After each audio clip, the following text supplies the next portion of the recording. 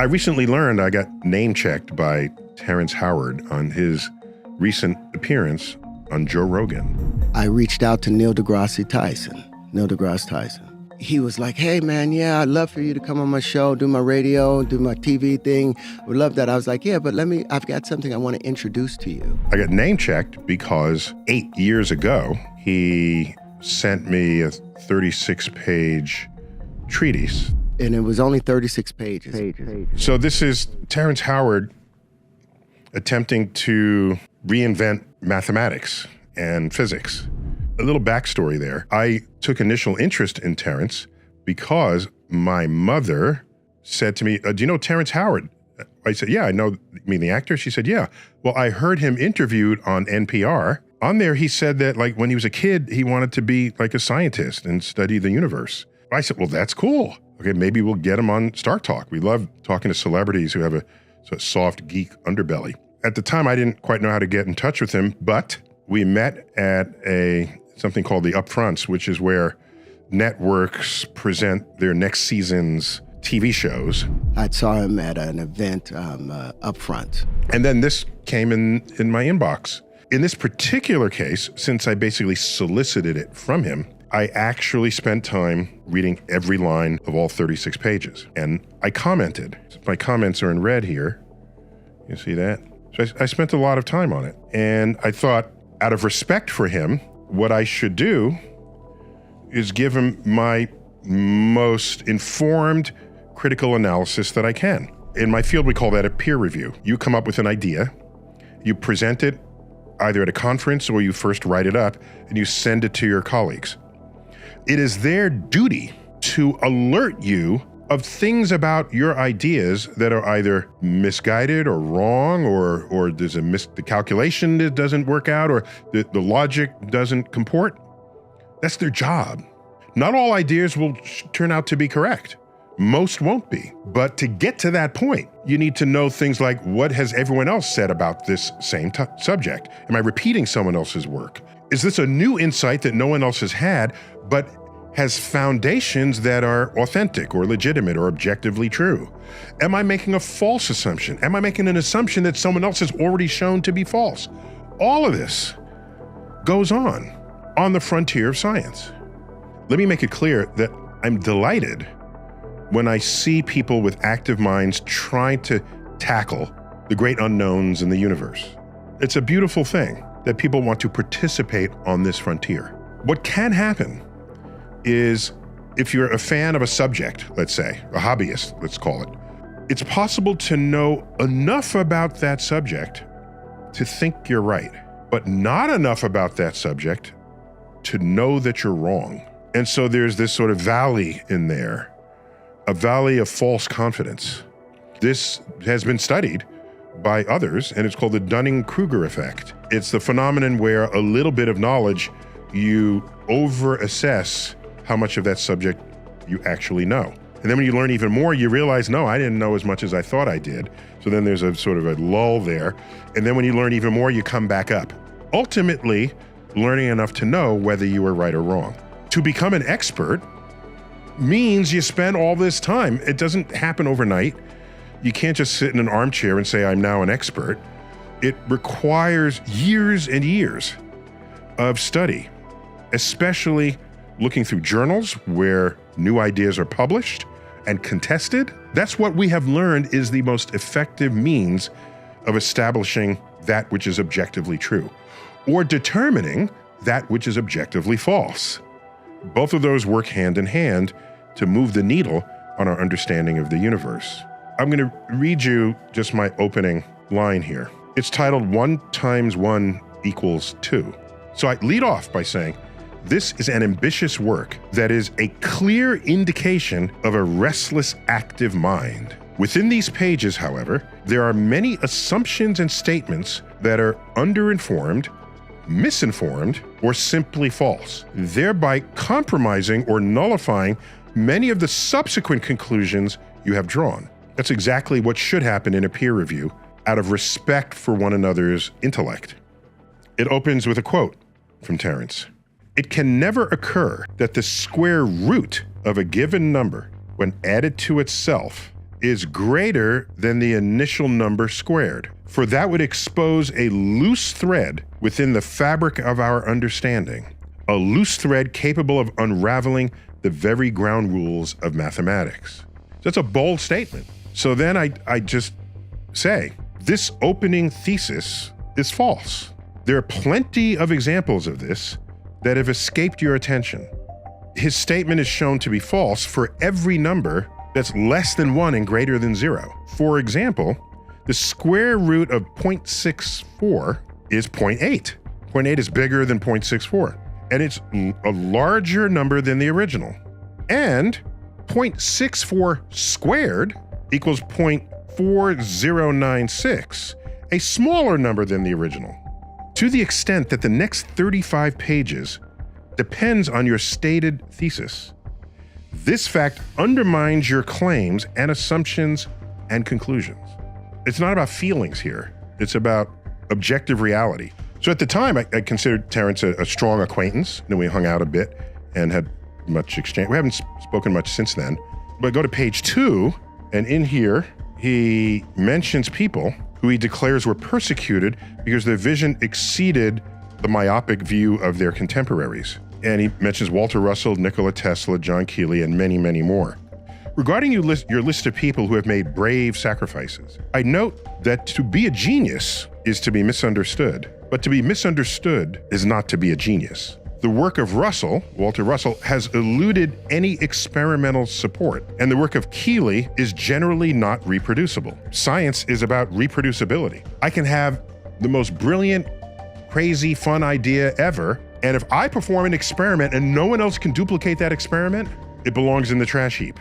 It's me in my own world, thinking I have landed on an objective truth, when in fact I haven't. That's how science works, the reproducibility of results. As for the work of Tesla, much of it had very real value to physics and our understanding of electromagnetism. And that value is duly recognized by my community in the naming of a unit of electromagnetism after him. You can't get more badass than having a unit named after you. Newton has a unit named after him. For example, the metric unit of force is a Newton. Much of the rest of his work was fringe and unrealized, either for violating known laws of physics or for being simply impractical. Just because you do some good stuff doesn't mean everything you ever did is going to be great. I will further affirm that just because an idea sounds crazy doesn't make it wrong. The system of research and publications in peer-reviewed journals has the capacity to spot crazy but true ideas, provided they're supporting by compelling arguments, and ultimately supported by experiments and observations. Newton's laws, Einstein's relativity, quantum physics were all revolutionary ideas that appeared in peer-review settings or journals. Meanwhile, most of the work of Russell and Keely had no such success with their ideas. So I think on Rogan, Terrence said that I trashed those three researchers. Attack that I had talked about Walter Russell and Victor Schauberger and John Keely and Tesla as the people that I looked up to. So he threw shit on he was like, well, Tesla stuff worked, but Tesla was never really respected and out there. When I'm just simply stating the fact, I don't think of that as trashing. I think of that as being honest. I mean, I could have softened it, but I don't think that's what people who care about you should do. People who care will be honest with you about ideas, about thoughts. The world is changing so quickly, and so is everything around us. Unfortunately, we have chosen to remain handcuffed to antiquated and obsolete beliefs. We have put an enormous amount of faith into the methods and practices of old that are as dead today as the men who propagated the notion that the world was flat. So I say here, regarding your world was flat reference, it's not widely appreciated that the idea of a flat Earth predates the introduction and development of the methods and tools of science as we practice them today. Those processes date back to around 1600, coincident with the invention of the microscope and telescope. Before then, truths were whatever seemed right to the senses. Afterwards, and to this day, truth was whatever the verified data obtained by your instruments forced you to believe if your senses otherwise contradicted the data. This fact means that there's no such misunderstanding on the scale of the flat Earth in the era of modern science. And in multiple places throughout the treatise, he's attaching a number to a physical idea or a physical object. That idea goes way back, by the way. Go back to Pythagoras, famous for the Pythagorean theorem, which we all learned in 8th grade, was it, or 9th grade? Pythagoras was also a philosopher who tried to understand how things worked. He felt, among others in his group, that if you assign a number to something, the number can imbue that object with certain meaning and significance, which means then if you manipulate the numbers, that you gain insight into the objects themselves once you've assigned a number to it. There's a lot of that permeates this document, but it's a long disproven approach to the world. Again, there's nothing wrong with a failed idea. Now other people know to not do it, right? That has value. If we place a candle in front of a mirror, the measurement of light is doubled, is it not? It does not measure as only one light source. We actually see two lights.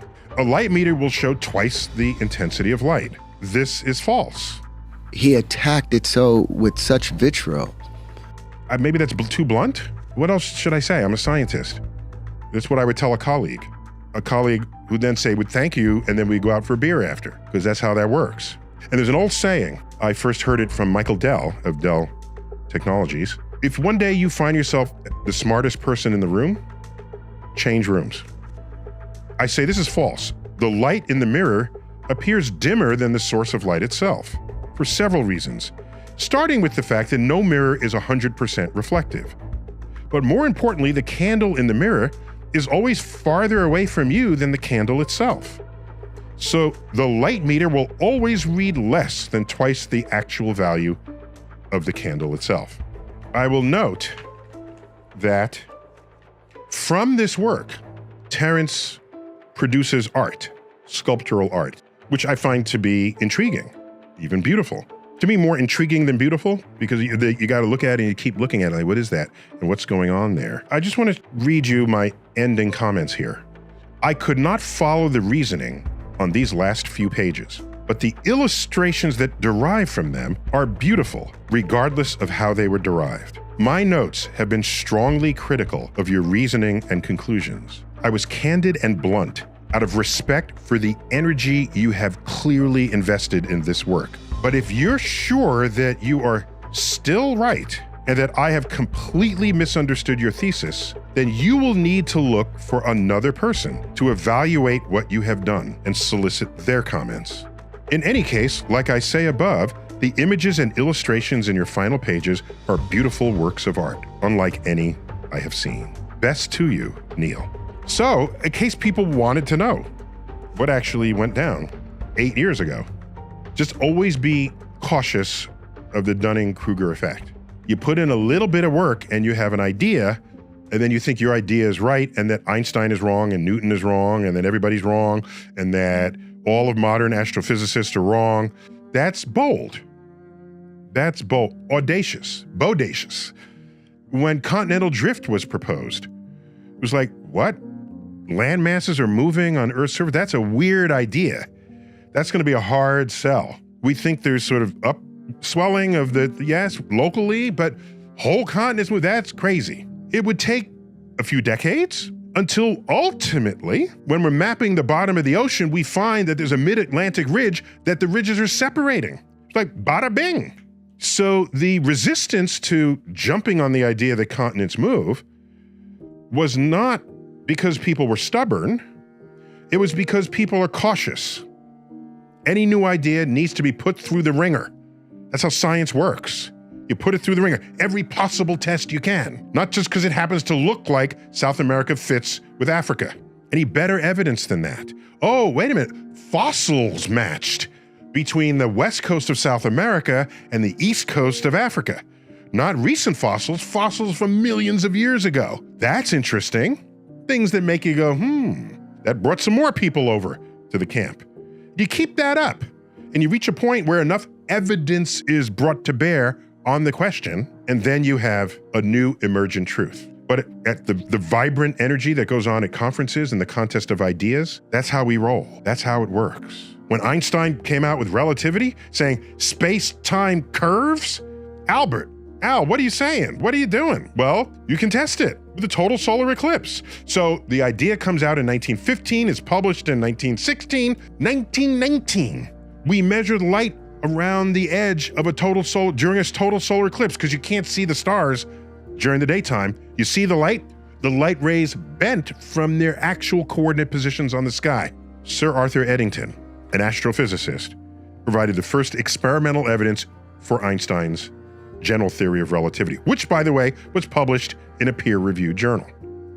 Crazy idea. The platform to be accepted for the ideas is not social media. It is not Joe Rogan. It is not my podcast. It is research journals where attention can be given on a level that at the end of the day offers no higher respect for your energy and intellect than by declaring that what's in it is either right or wrong or worthy of publication or not. I wanted to post this to my website so you can see my comments mixed in with his treatise, but you got a sense of it. Thanks for listening. Thanks for watching. Neil deGrasse Tyson here. As always, keep looking up.